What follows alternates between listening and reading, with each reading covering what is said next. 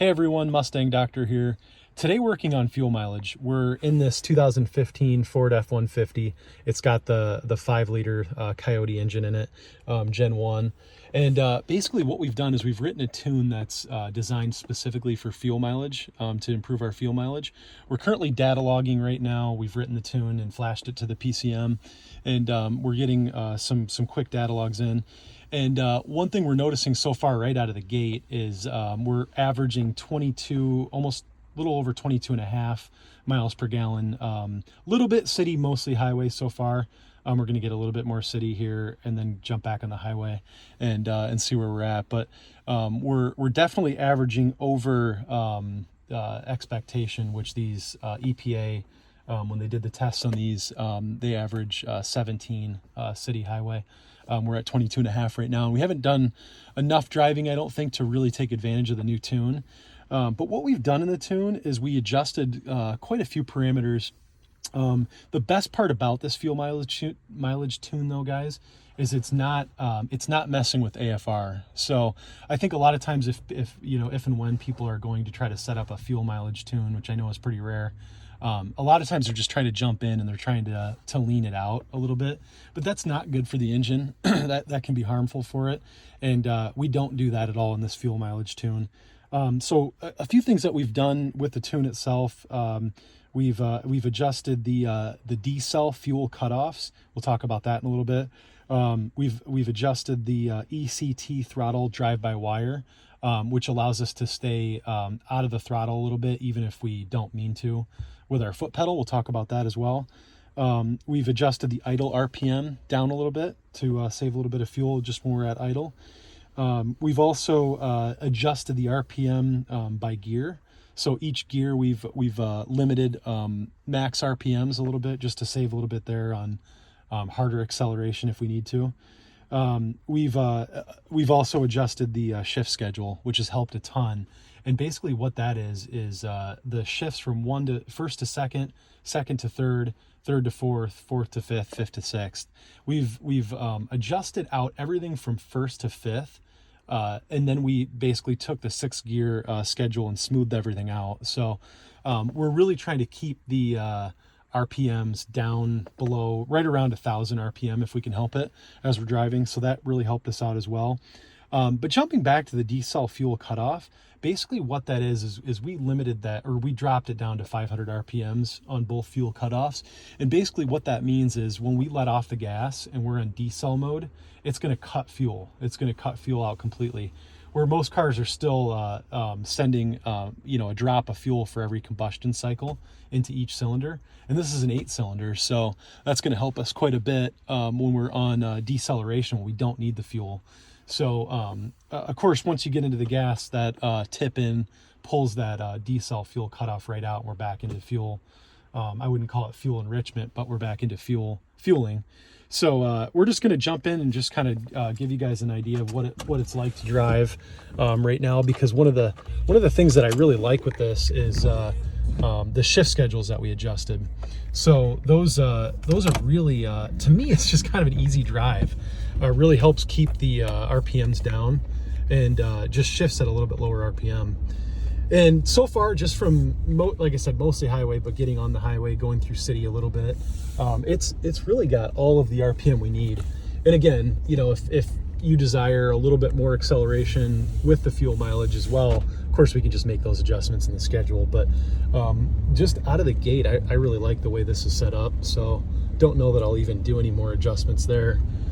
Plus, we decide to try to improve the fuel mileage a little bit better, because I'm not having any issues with acceleration. So just kind of a drive here. Now you can see what gear we're in. We've got the gear indicator on in fourth, and if I just give it some acceleration here, you can see us shift out really early. You can see it right there into fifth.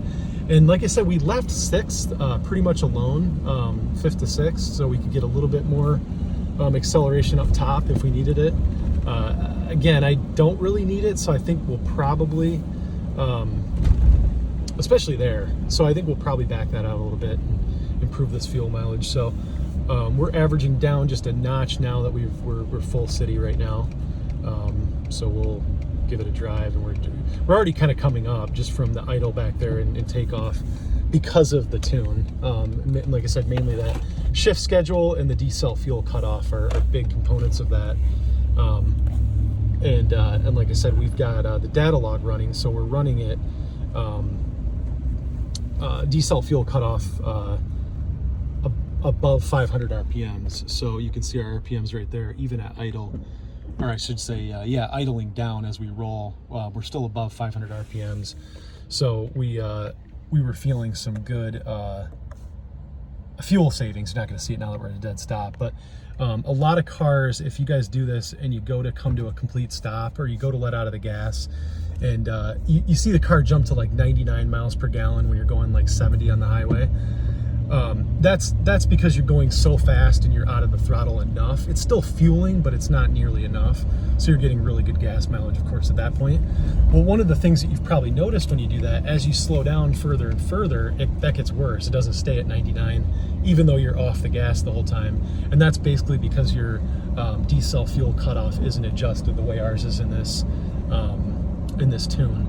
So one thing you'll find when we come off the highway, which I'll show you in just a minute, or a few minutes, is as we let off, you're going to see 99, but you're going to see 99 to 80 to 70, and you're going to see it hold like somewhere between 50 and 70 a little bit longer than it normally would before it goes to zero.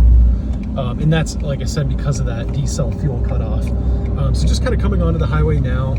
We've got plenty of acceleration even with this shift schedule. See, it's just going. See that 5th to 6th here is where we're idling up a little bit higher than I want to. So I am going to make that adjustment because we don't need that acceleration here on the highway at all to get us up to speed. So we're already jumping back up to. We're kind of heading into a hill right now, but we're already going to get back to our 22. And again, guys, these are set for by test right out of the gate from Ford at 17. So we're averaging 22.2. This truck's got 120,000 miles on it. So the tune's really, really effective. And just kind of another shot of the data log here as we roll. So in just a minute, you're going to see the decel fuel cutoff really play out, which you should probably see about right now. So that's our typical 99.9 that everybody sees. You're going to see this one hold a little bit longer though as we slow down speed-wise. And that's because that fuel's being cut completely. Whereas a lot of other, or our normal car, I should say, without the tune is going to start at this point, start dropping down from 99 to 60 to 50 to 40. I mean, we're already down to 30 mile an hour. We're still at 99.9. We're in full fuel cutoff. Now we're coming to a complete stop, so it's going to change, of course, and then it'll drop us to zero.